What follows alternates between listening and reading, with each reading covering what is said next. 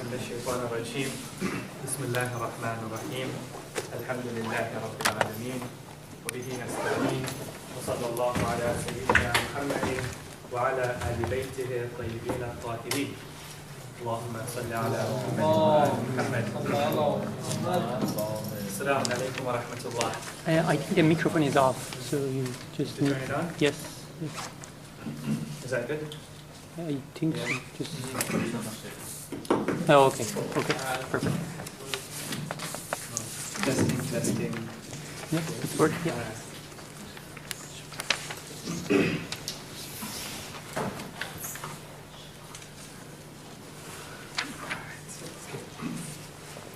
So inshallah this week we'll be continuing our discussion on the proofs for the existence of God.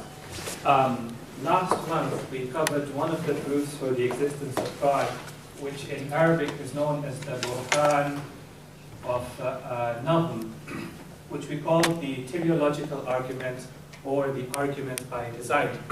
We also looked at some of the objections to the teleological argument, in particular the objection raised by Hume, and then we also looked at the answer that Shaykh Mutahari gave to it as well. Then last month I also said that there's another objection that has been raised by Charles Dawkins, and that inshallah we'll look at it this month, but I'm going to put that off until next month, because this month I do want to look at a very important question, and that question that many of you know is, who created God? Now, to answer that particular question, I have to look at a second proof for the existence of God, and that second proof is known as burhan imkano wujub. In English it translates into the proof of necessary. I'm going to change my marker. And that is better. Contingent beings. And then there's a third proof that some of the Muslim philosophers and some of the Shia philosophers have, in particular the Shia philosophers, known as burhan siddiqi. Okay? And in English that translates into the argument or the proof of the veracious.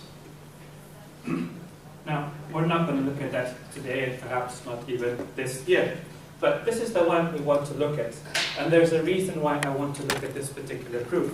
Now, last month when I introduced this discussion, I said that there was a time I was reading some of the works of Bertrand Russell. And in one of his works, he wrote that I, for a long time, accepted the argument of first cause. Until one day, at the age of 18, I read John Stuart Mill's autobiography. I've got that for you in the notes that I've given you. And there, I found the sentence, "My father taught me that the question, who made me, cannot be answered, since it immediately suggests the further question, who made God?" That very simple sentence showed me, as I still think, the fallacy in the argument of the first cause. Now the question that comes to your mind right now is, what is the argument of the first cause? The argument of the first cause is a very simple explanation of this particular argument. It was the argument that was proposed by Aristotle. We will look at it today. After we look at that argument, we will see the enhancements that Ibn Sina gave to it to come up with this particular argument. But coming back to this question, who created God? I'm sure many of you have asked yourself this question, and if you haven't asked yourself this question, I'm sure your nephew, your niece, if you have children, your children might have come up to you one day and asked you, father or mother or uncle, who created God? And sometimes we stutter and we don't know what answer to give to the child. Sometimes it's because we don't know how to explain it to the child, but sometimes it's because we don't even know how to explain it to ourselves. Now what's interesting is that Bertrand Russell or John Stuart Mill or his father was not the first one to ask this question.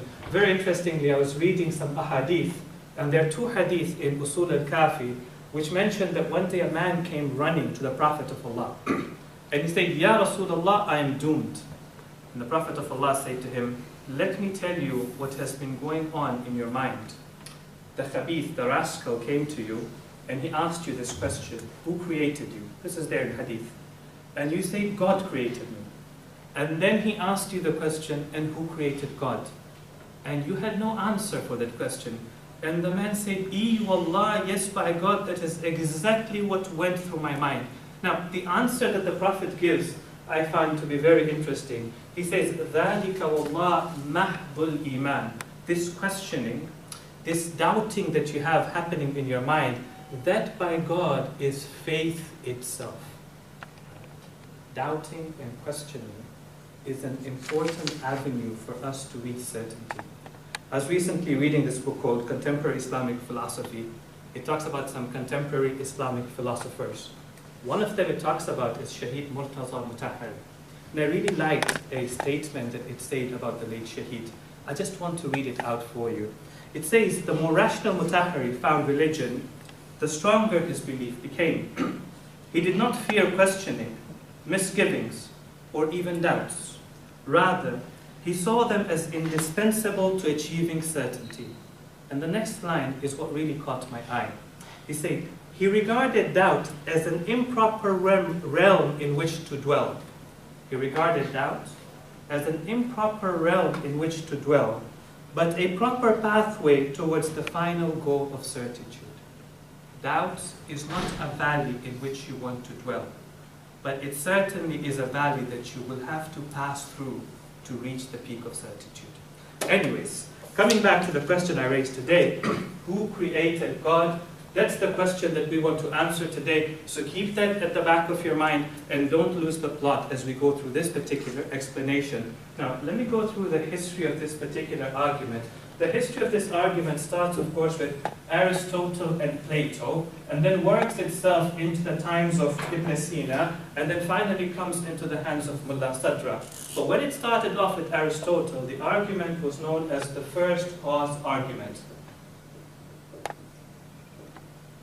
And the way Aristotle argued it, he said that, well, one, things exist. Two, they don't have to exist. We look at a tree, it does exist today, but 30 years ago or 50 years ago, it didn't have to exist. Therefore, it needs someone to bring it into existence. Now, we're going to talk about why it needs someone to bring it into existence. Some people would say, well, by experience, we've seen that anything that comes into existence needs a cause. Some will come and say that no, it's not through experiential knowledge, rather it is through an obvious knowledge, primary knowledge. It's a primary axiom, right? So one, things exist. Two, they didn't have to exist. Three, therefore they need a cause to bring them into existence. Four, the causes cannot be infinite. They have to end up at a cause which doesn't need a cause for its existence, right? Think of a wall. That wall, it depends upon another wall to be standing. The other wall, does it depend upon another wall or not? If it doesn't, then that's your wall that starts off all the other walls. But if it does depend upon another wall, then the next question you ask is, what about the other wall? Is it standing by itself? Or does it need something else to keep it standing? But at some point, you've got to end up at a wall which doesn't need another wall to support it, right? And that wall, or that being, Aristotle called the first cause, all right? The cause that did not need a cause. Now, Plato, when he came, and Thomas Aquinas as well, they had a different take on this argument. Their argument did not look at existence, but looked at movement. And through the same argument, they demonstrated that there was an unmoved mover, just as Aristotle demonstrated that there was an uncaused cause. It's a very simple argument. But there is a principal objection to this argument. And the principal objection to this argument is, well, what is so different about the first cause, that unmoved mover, that it does not need a cause for its existence? Because you have just said to me that everything needs a cause for its existence. One thing that we know is that rational arguments do not take exceptions. You can't say that, look, hey, opposites cannot coexist at the same time in the same place except for A, B, and C. Rational arguments do not take exceptions, right? You say that every being needs a cause for its existence. Well, your unmoved mover, your first cause, explain to me, why doesn't it need a cause for its existence? Aristotle was not able to explain that. On the other hand, Ibn Sina was able to explain that. If somebody were to ask you, what's the difference between Aristotle's proof, which is known as the first cause argument, and Ibn Sina's argument, the answer you want to give is, whereas Aristotle was not able to explain why the first cause does not need a cause for its existence, Ibn Sina was able to explain why is it that that first cause, by its nature and by its essence, does not need a cause for its existence. And that is what we're going to try and prove today. Is that very clear? Yes? We're good so far. All right, okay. Now, to give you some history about it, you know that Ibn Sina used to love studying the works of Aristotle. He used to translate them. He used to write commentaries upon them as well. And he wrote two important texts in philosophy and logic. The first one was called Isharat wa Tanbihat, and the second one was called Shifa. This particular argument, I believe, appears in the Isharat. And there, in the Isharat, he called it Burhan al-Siddiqeen. Okay? Now, I'm not going to call it Burhan al-Siddiqeen, because later on, scholars like Mullah Sadrak, when they came, they said Ibn Sina had not fulfilled the arguments for this to be called Burhan al-Siddiqeen. We'll talk about that later. Okay? But he called it Burhan al-Siddiqeen, and Siddiqeen was a word taken from the Quran. One of the verses of the Quran talks about the Siddiqeen. To present this argument, he made a very important distinction. Now, if you've had a long day and you're tired, and this is probably not the place for you to be right now, but I will need you to pay really close attention to what I'm about to say. If you don't remember anything from today's session, this is one thing that you do want to remember. Okay? Now, turning to the next page. Ibn Sina starts off his argument by pointing out that, look, there is a fundamental difference between the quiddity of a thing and the existence of that thing. I'm going to explain both of them. The quiddity in the Arabic is known as mahiyya or mahiyyat, and the existence is known as wujud. Quiddity is also sometimes translated as whatness. Ibn Sina realized that in the corporeal world, in the real world out there, these two concepts are not separable, they're inseparable. Whenever you look at something that exists, immediately, well, it has to exist, and it has to exist in a particular shape, a particular form, with a set of particular features. But Ibn Sina said, if I just stepped out from the real world, and I walked into the world of ideas, the conceptual world, in the world of concepts, I can abstract two ideas from anything that exists. The first, the idea that it does exist, one, and secondly, that it does exist with a particular form. That particular form was called the mahiyya, and its existence was called wujud. It's very important that we be able to make the distinction between the two. What is mahiyya? Mahiyya, Allama Tabatabai in Bidayat al-Hikmah, which is an introductory text to philosophy in the Hawza, he says, huwa ma yuqalu fi jawabi ma huwa. That is the answer that you give when somebody asks you, what is this thing? For example, you see a human being, somebody asks you, what is this thing? The answer that you give is that this is a rational animal, right? Haywone natiq, all right? You see a triangle, somebody asks you, what is this thing? What do you say? It is a closed shape with three angles, right?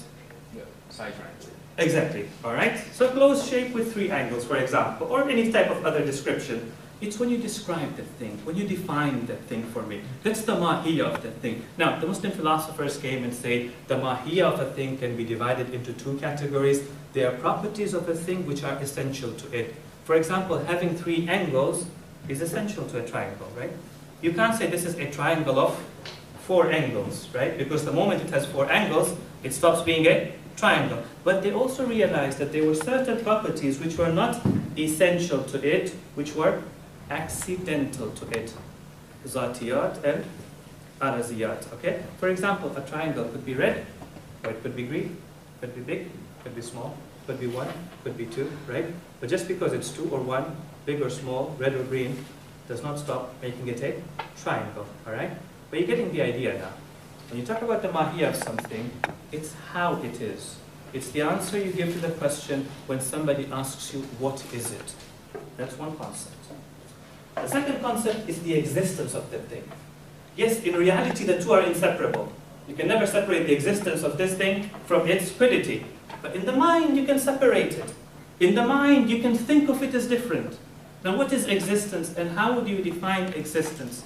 In the opening line of Bidayat al-Hikmah, Allama Tabatabai, he says, Mafhumul wujud badihiyun. The concept of existence is primary. It is obvious. It cannot be given a definition.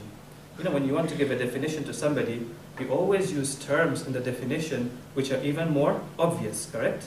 If I want to define something to you, in my definition, I use terms which are even more abstract than the thing that I want to define. Is there a purpose to the definition? There's no purpose to it. You always have to use terms which are more simpler, easier to understand. Allama Tabatabai asks, and what is simpler and more obvious than existence itself? Therefore, existence cannot be given a definition. It's something that you think about it and you understand for itself, all right? Everything has a quiddity and everything has an existence. In reality, they are together. In the mind, they can be separated. Is that clear? Yes? Okay. If that is clear, then in the mind, you can start playing some games. The first thing that you can do is you can look at the relationship between the quiddity of something and the existence of that thing. Think of any quiddity, anything that comes to your mind, and ask yourself, what's the relationship between the mahiyya of this thing and its existence? I guarantee you, it can only have one of three possible relationships. Not a fourth, not a second. One of three relationships. The first relationship it can have is a possible relationship. This is also known as a contingent relationship. It's when something can exist but does not have to exist. Think of a tree. Can a tree exist? Yes. You look outside, there are trees. Does it have to exist? No, it doesn't have to exist. If you go on Mars, for example, there are no trees over there. It doesn't have to exist. All right? Such a thing is called a possible being. In the Arabic language, it is known as mumkin al-wujud. Mumkin means possible, and wujud means existence. Most of the things that you know, everything that you see right now, it is a mumkin al-wujud. Its existence is possible. I'm going to say one sentence. I just want you to store it in the back of your mind. Something which is mumkin al-wujud always remains mumkin al-wujud. Never changes. Conceptually, it never changes. Now, this sentence, the day you understand it, is the day that you will have an epiphany in your life, a transformation in your life. We will help you with that today, inshallah. The second one is impossible beings.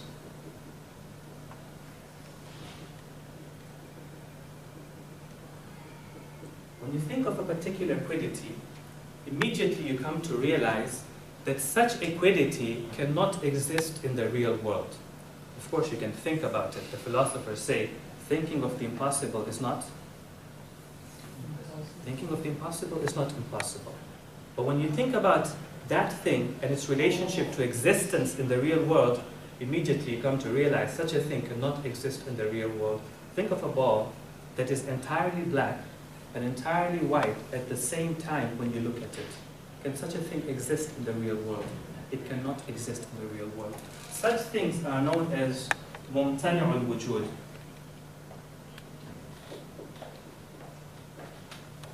Its existence is prohibited. And thirdly, can Can anybody help me with that? There are some things whose existence is possible.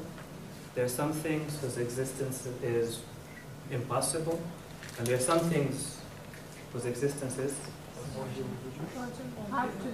necessary, right? Necessary beings. Of course, in Islam, we believe that there are no necessary beings. There's only a necessary being, all right? Now, I'm just postulating the possibility of something like this existing. I still have to prove that something like this does exist. I haven't proven that yet. But I'm just putting forward the possibility that something like this could exist. In the Arabic language, this is known as wajib al-wujud. Its wujud, its existence, is wajib. Wajib meaning necessary. When the mutakallimin and the philosophers use the word wajib, don't think it's the fiqhi wajib. It doesn't mean that, for example, if these things don't exist, somebody is committing a sin. No, that's not the case. All right? It just means that the existence of this thing is necessary. So, whenever you think of the relationship between any quiddity and existence, either it is possible for it to exist but not necessary, or it's impossible for it to exist, or it is necessary for it to exist. Our goal in the proof that we're going to show right now is to demonstrate that there has to be in existence a necessary being as long as you have in existence a possible being. Simple as that. All right? Now, before I come to the proof itself, there are a few points that I want to make. All right? Now, let's turn to the notes that you have over there. Page number 2. If you look down to important notes, number 1, the key difference between Ibn Sina's argument and that of Aristotle is that Ibn Sina explained why Aristotle's first cause did not need a cause for its existence. Right? Ibn Sina demonstrated that the preposition that every being needs a cause is a fallacy. You know, we tell our children and we tell ourselves that every being that exists needs a cause. And Ibn Sina came and said, that is not true. Rather, what is the true statement? The true statement is, every possible being needs a cause. A necessary being does not need a cause. And the reason it doesn't need a cause is because existence is a part of its quiddity. It's a part of its nature. When you think of that thing, existence also comes to mind as well. Now, I'm going to explain that in a much simpler way, but right now I want you to struggle through it. Alright? Okay. But the fallacy that we have is everything needs a cause, and Ibn Sina, with this particular distinction that he made, he showed that no, that's not a true statement. The true statement is every contingent being needs a cause for its existence, because existence is not a part of its quiddity, but a necessary being, well, that does not need a cause for its existence, because existence is a part of its very essence itself. Alright? The first. Secondly, the idea of wajibul wujud is also different from the concept of wahdatul wujud. How many of you have heard of that concept, wahdatul wujud? Some of you have heard of that concept. Now, this is a very controversial concept within, Muslim philosophy and Shia philosophy as well, right? Wajibul wujud means that there is a necessary being.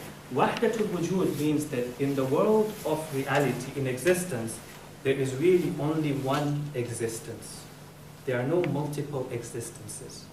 Everything that exists in all the multiplicity that you see is merely a reflection and a manifestation of that one existence. It is a tashkik of that existence. Right? Now, this is the terminology used by some of the philosophers and some of the mystics. The terminology that they use is the terminology of tajalli. The example that they give is, they say, look at the ocean and look at the wave in the ocean. Conceptually, yes, you can think of the wave as separate from the ocean. But in reality, when you look at the wave, does it have an existence that is separate from the existence of the ocean? It doesn't. The whole world of creation, yes, conceptually you can think of it different. But does it have an existence, a reality, that is separate from that singular existence? They say, no, there isn't. Now, there are some philosophers, and there are some mystics who believe in this idea. But like I said, it's a very controversial idea. There are amongst Muslim philosophers and Muslim scholars who will label those who believe in wahdatul wujud as kafir, as infidel, all right? So think about it before you want to take on that argument. The third point I want to make, which is important, is the argument does not prove the existence of a sentient, murid, omnipotent, alim, an omniscient God, right? Qadir. All I'm trying to prove is that there is a necessary being that doesn't need a cause for its existence. Then I later have to prove that this necessary being is also all-knowing, this necessary being is also all-powerful, this necessary being also has its own will, it is also murid as well. That's a whole separate discussion on its own. Last point I want to make before we come to the argument itself is, later scholars like Mullah Sadra, they came and said to Ibn Sina that you really have not warranted an argument that can be called Burhan al-Siddiqeen. Because just as you've made one distinction, there is a distinction that you have forgotten about. There was that question, you know, we made the distinction between quiddity and the distinction between existence. Mullah Sadra asked the question, which is principial? Which is asl? Which is primary? Is it existence which is primary? Or is it quiddity which is primary? And Mullah Sadra's whole philosophy rests on the idea that existence is primary, quiddity is secondary. And through that, and his students, or students of his school, like Allama Tabatabai, they present a third proof, which I call Burhan al-Siddiqeen, and our scholars call Burhan al-Siddiqeen, which is a simpler proof, but a more profound proof at the same time. We're not going to look at that today, all right? Let's turn our pages to the third page. Now, coming to the argument itself, so far, we've just been setting up the argument. And if you've been with me whilst we set up the argument itself is not very difficult. The argument itself relies upon two syllogisms. Now, the argument by design, which we covered last month, it relied upon one syllogism. This particular argument relies upon two syllogisms. I'll put the first one up. The first one, the primary or the minor premise, states that in reality,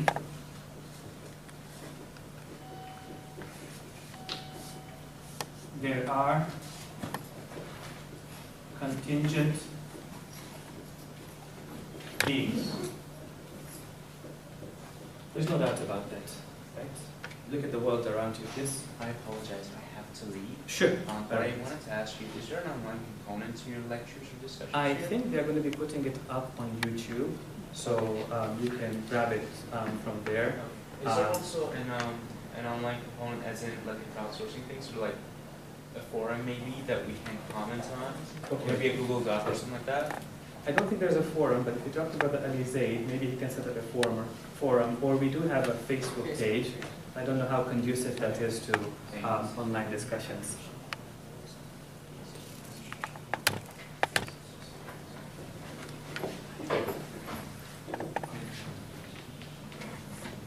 Sorry. No problem. Okay. In reality, there are contingent beings. I don't think anybody would deny that. I myself am a proof that there is a contingent being because I know 50 years ago, or anyways, 30 years ago, 32 years ago anyways, I did not exist. Today I do exist, therefore I am a contingent being, all right? Now, the major premise says that every contingent being needs a necessary being. And as long as I can prove this major premise, what's my conclusion?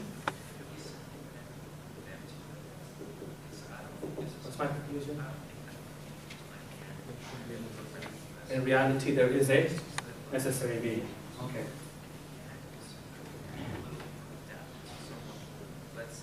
Alright, this is not too bad. But I've made a claim over here, and I need to be able to prove this claim. To prove this claim, I open up a second syllogism. And I just presented over here, it's called a syllogism. To prove this claim, I need to open up a second syllogism. It also has a minor premise, it also has a major premise. And the minor premise for it goes this way, that every contingent being needs a cause. And this, in reality, is the heart of Ibn Sina's argument. He's moving away from the idea that every being needs a cause to the idea that it's only contingent beings that need a cause. Now, the important question for everybody to ask over here is why? What part of this contingent being needs a cause? If you ask the scientist, he will say, well, experientially, we've seen that anything that has come into existence, well, it needs a cause. If you ask a mutakallim, a speculative theologian, right, the mutakallim will tell you, well, the reason it needs a cause is because it needs something to bring it into existence, correct? 30 years ago, it did not exist. Today, it exists. 30 years ago, something happened that brought this thing into existence. Well, it needs something to bring it into existence. The philosopher, on the other hand, would come and say this. He would say it doesn't need something to bring it into existence. It needs something for existence. And what's the difference between these two? I'll talk about that a little later. And then the transcendental philosopher, like Mullah Sadra, he will say it doesn't need for its existence. It is need itself.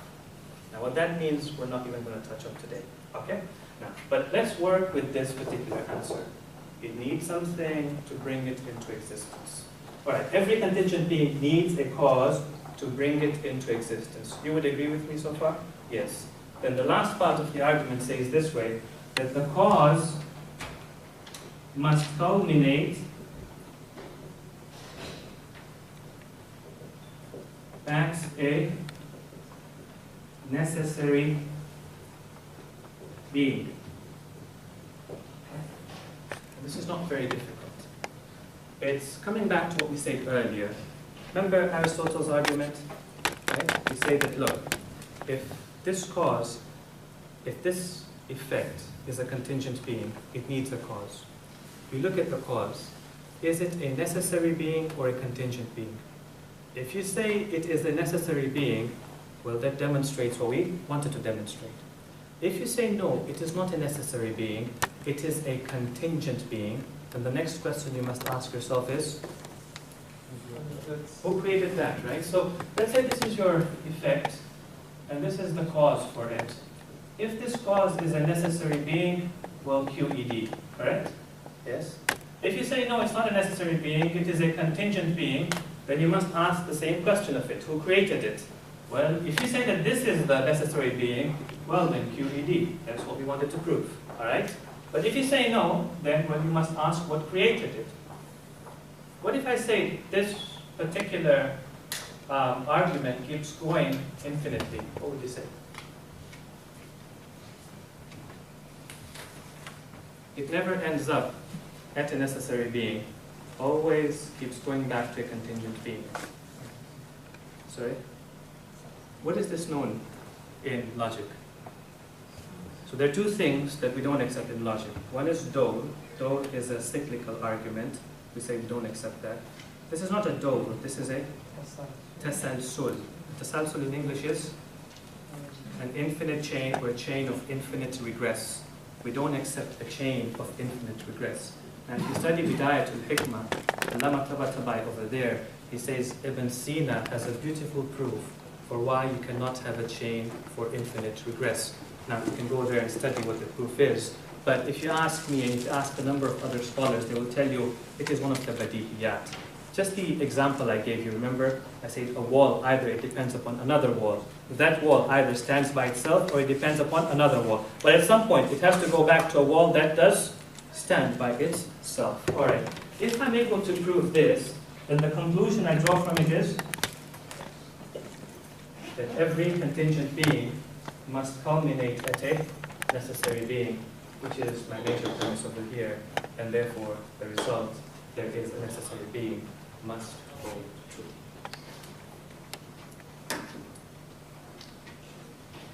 What do you think of that?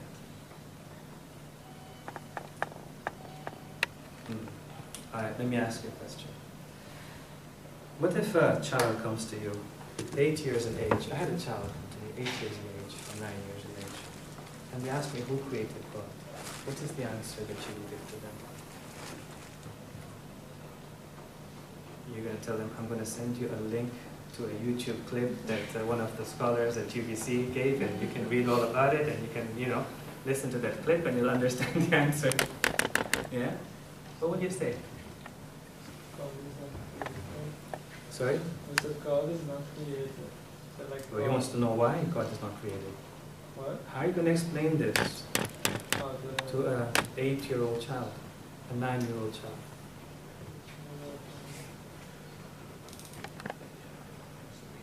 God has been there for all the time. I don't know. Don't know. So son, you don't ask these questions when you grow up one day. When we have that talk, we're going to, you know, talk about this as well. So we should. So this is why Allah subhanahu wa ta'ala gives us examples in the Quran. Whenever you come across a method in the Quran, an example, the reason is that the concept itself is so difficult for us to understand that God has to force it into the mold of an example. Now, in talking to a child, give them an example. Say, son, look at the donut, all right? If you ask, why is the donut sweet? What will the child say? Because there is sugar in it. Why is the sugar sweet? What will the child say? Sugar is sweet. By essence, sugar is sweet, right? It doesn't need a cause to make it sweet, right? Similarly, why do we exist? Because God created us. But why does God exist? Well, just like sugar doesn't need a reason, by essence it is sweet, God also doesn't need a reason. By essence, he has existence within him. Now this whole proof that I presented to you, this is exactly what it is. You're telling me, well, why couldn't you have just given us the example to begin with? Now, I know that you really have not yet appreciated this proof. I'll confess that when I was studying it, it took me a couple of weeks or a few weeks to understand the gravity and the value of this proof. The day that you understand it is the day that you will be able to move out of thinking in a world which is constrained with time and space and all of these constraints, and you will enter the world of concepts, the world of ideals. The day that you're able to make that transformation, the day that you're able to make that shift, is the day that you can really call yourself a philosopher. Until that day, even if you're studying philosophy for 3 to 4 years, but you haven't made that shift to be able to think in a space that is outside time, to be able to think of concepts and purely concepts, and you cannot call yourself a philosopher. Now, coming back to what I said earlier, I went by this particular definition. I say, why does a contingent being need a cause for its existence? I said, let us say for now, the reason it needs a cause for its existence because it needs to bring something to bring it into existence. Now, let me ask you a question right now. Right now, as I exist, am I a necessary being, or at this moment, am I a contingent being? I'm still a contingent being. Remember I said earlier, a contingent being always conceptually remains a contingent being. Now we say for every contingent being, we can always ask the question, what is giving existence to it? At this moment, is that question valid for me or not? Yes, it is. And therefore you come to realize, it's not that we need God to bring us into existence. We need God to give us existence. At every moment, at every nanosecond, at every picosecond. This is when you start thinking outside the realm of time, all right? Now, this need that we have is stamped into our essence. This need is something that can never be separated from us. The day you separate this need from me is the day I cease to be a human being. Now, this need in the Quran is known as, this need is known as faqr, all right? It's known as poverty. And the being that does not have needs, the being that is self-sufficient, from whom all perfection comes forth, he is known as Faqr and Ghani, right?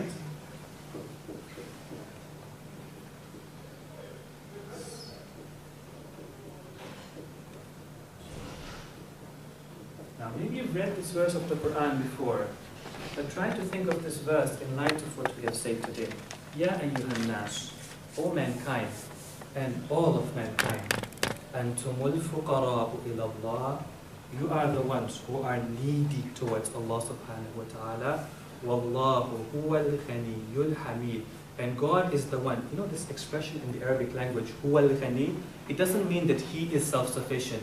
This expression in the Arabic language implies exclusivity. He is the only one who is self-sufficient. He is the only one who has always been self-sufficient, who will always be self-sufficient. Nobody but Him can ever be self-sufficient. Why? Because even when a possible being comes into existence, at every moment it is a possible being, and at every moment it is poverty, and at every moment it needs, and needs. Now, of course, the jump that Mullah Sadra made was to say it doesn't need, it is need itself. It is poverty itself. Now, how he explained that is, of course, a different discussion altogether. But there's also a section in the dua of Arafah, the dua of Imam Hussein. Towards the end of the dua, we cease to recite at some point. There's an addition in Mafatih al-Jinan, which sometimes we don't recite, because some scholars are of the opinion maybe Imam al-Hussein did not say it, because it doesn't appear in certain texts. But it is in that section of the dua that you find certain lines that you will never find in any other dua.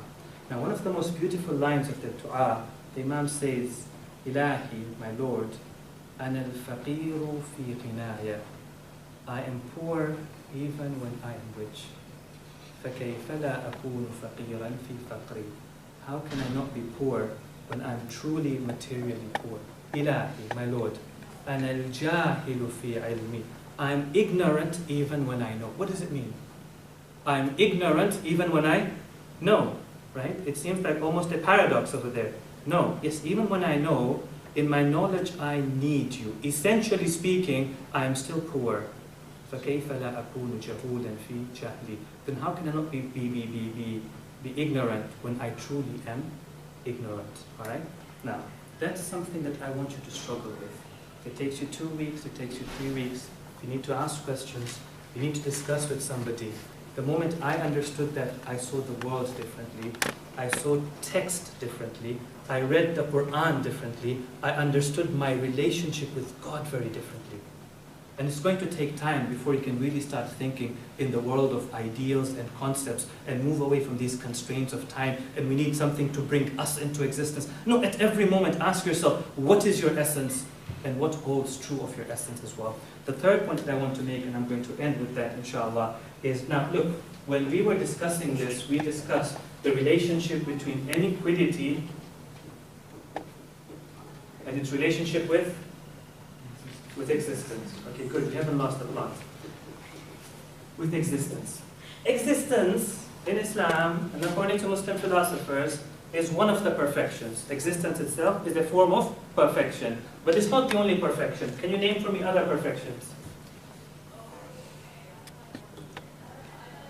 The names of God, knowledge, right?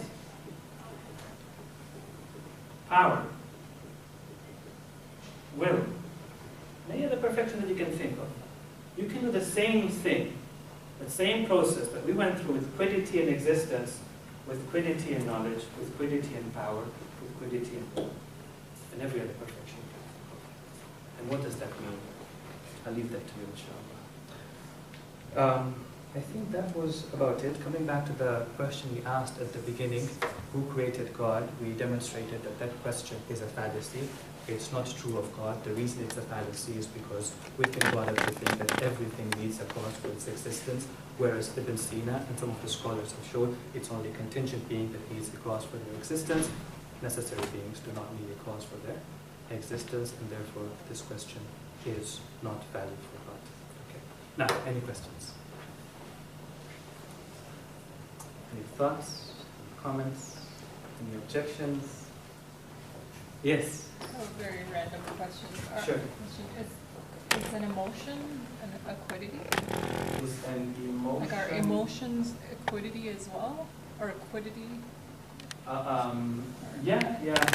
Emotions, perhaps you can say they don't exist in the corporeal world, in the kharij, but they do exist in the conceptual world, right? In the world of concepts. You can think of emotions, and emotions do exist in the mind and do exist in the heart, and therefore anything that exists either in the real world or even in the world of concepts is quiddity. Yes. Yes. When you said, how can I be so ignorant yet knowledgeable, did you mean like the more I learn, the more I understand I don't know? Well, that is true, that the more I learn, the more I come to realize. Shaykh Mutahari, in this particular book over here, I recommend you to also have this book, Ta'lim and Tarbiyat in Islam. I think it's a must-have for anybody, especially if you're raising a family. It's a wonderful book. But over there he says that there are 3 stages to knowledge, quoting one of the scholars who says the first stage of knowledge, you think you know everything. The second stage of knowledge brings about humility and humbleness within you. Perhaps there is something that you don't know. And the third stage of knowledge is when you come to realize you don't really know anything. Okay?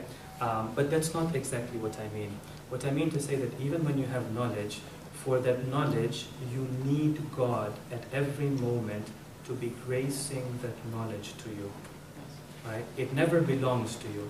Nothing ever belongs to you. The moment something belongs to you, you can say, I am rich. But in reality, nothing ever belongs to you.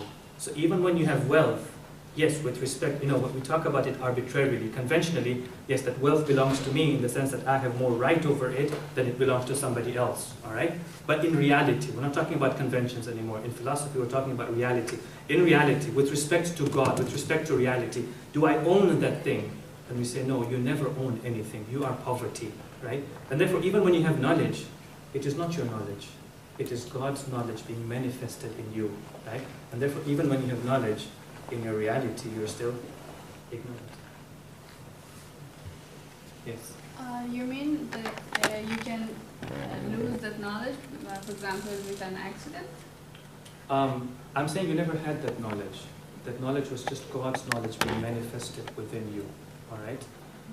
Yes, you had awareness of that knowledge, or yes, you had the ability to use that power, but in reality, it never ever belonged to you. It can never ever belong to you.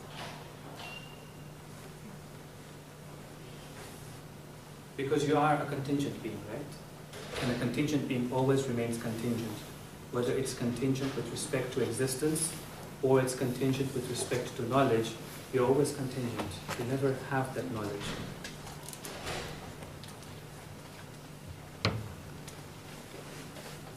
I would recommend if, you can pair up later on and just talk about what was said today.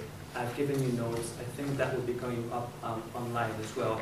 You can just kind of reread it, just talk about it, talk to each other about it. Like I said, I did struggle myself with this whole idea. It took me about 2 to 3 weeks before finally it dawned upon me, and it will take you 2 to 3 weeks. But I assure you that when you make that struggle, when somebody spoon feeds you an idea, you don't really appreciate it. I find that when I go through a struggle, and finally that moment comes, the moment where you say eureka, right?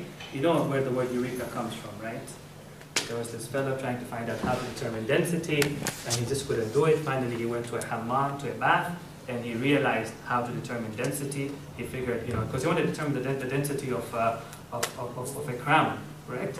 And he said, finally realized that he could put it into water, and the amount of water that came out would tell him the volume. He could weigh the crown, and that's how he could determine the density of the crown, because the whole idea was, how does he determine the volume of a crown? You determine the volume of a cylinder, that's very easy, but determining the volume of a crown, very, very difficult. And the moment that idea came to him after, moments of struggle, he was so happy that he just ran out of the hammam without putting on any clothes. This was in ancient Greece, and ran to the king and said, I have determined how to determine the density. It was just the happiness within him.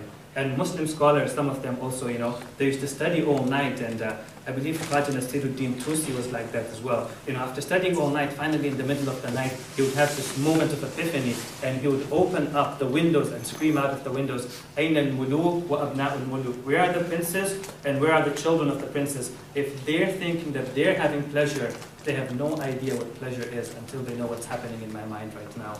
Right? So that struggle that you go through and finally come to an understanding is really worth it in life. Sallallahu ala Muhammad wa ali Muhammad. So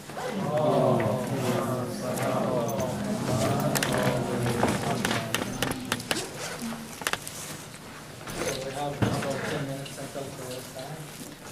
You can go to the washroom if you want, and we will phone prayer with the shaykh and then 3 people.